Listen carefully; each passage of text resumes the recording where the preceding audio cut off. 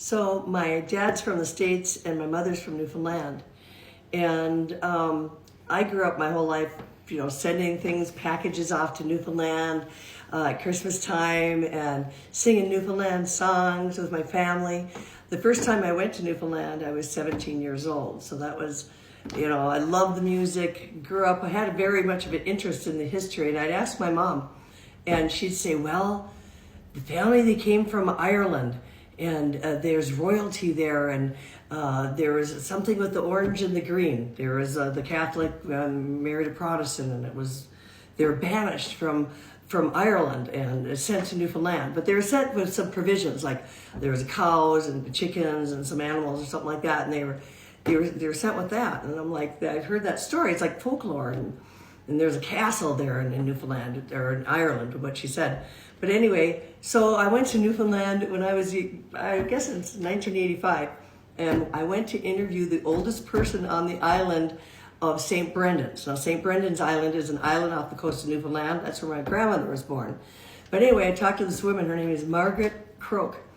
And so I talked to her. I had my little tape recorder, and she goes, yes, the Beresfords, the Beresfords and the Brodricks, I know about them.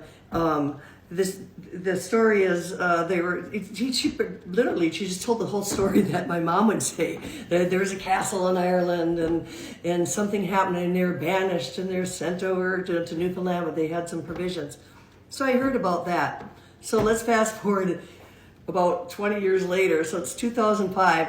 I'm in a pub with my brother and sister in St. John's, Newfoundland. And there's a fellow there on a table with this other couple, and there's two couples there. And my sister goes, look at this man over there. He looks just like the parish priest, Father Hayes. And I'm like, oh my gosh, dead ringer. We've got to have our picture taken with us. So we go back there, get our picture taken. And I'm like, excuse me, you look just like Father Hayes, our parish priest. May we have our picture taken with you? And the four of them just start laughter and talk. And then we get to talking to them. And it turns out this fellow went to the seminary to be a priest. But that wasn't his calling. He did get married, and so we met his wife and stuff.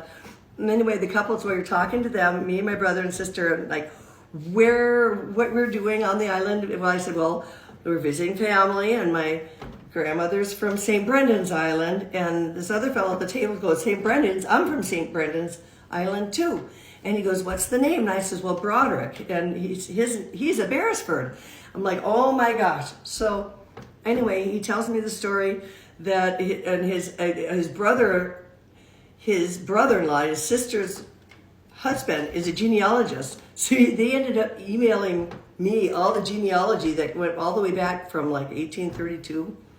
Yeah, and it turns out the story was true, and that actually happened when the first Beresfords came over from Ireland. It was in 1832, and Lord Beresford, banished him it was a Catholic servant maid. Her name was Johanna O'Reilly, and the two of them set sail and arrived in St. John's. They ended up in King's Cove for a while, and then to St. Brendan's Island.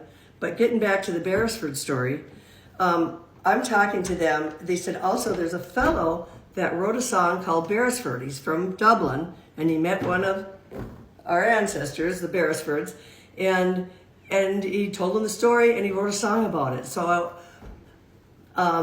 we've written, Brendan Nolan is his name. He wrote the song called Beresford, so it's about the family.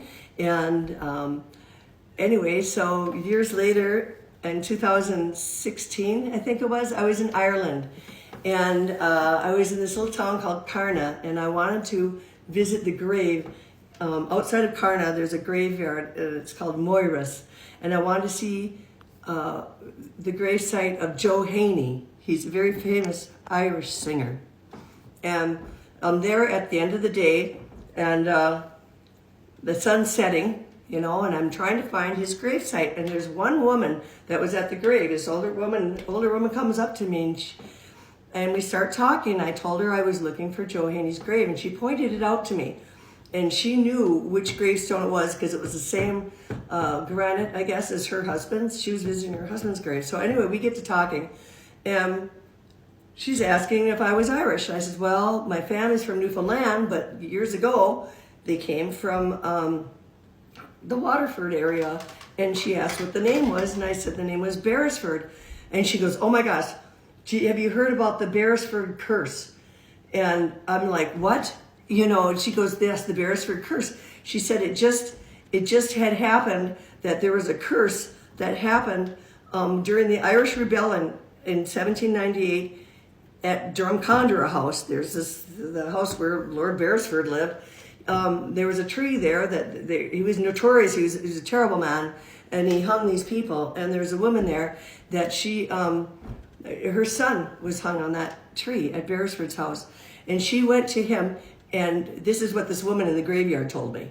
She said that the story goes, this woman went to Lord Beresford and made a curse and said, every one of your descendants will die an unnatural death.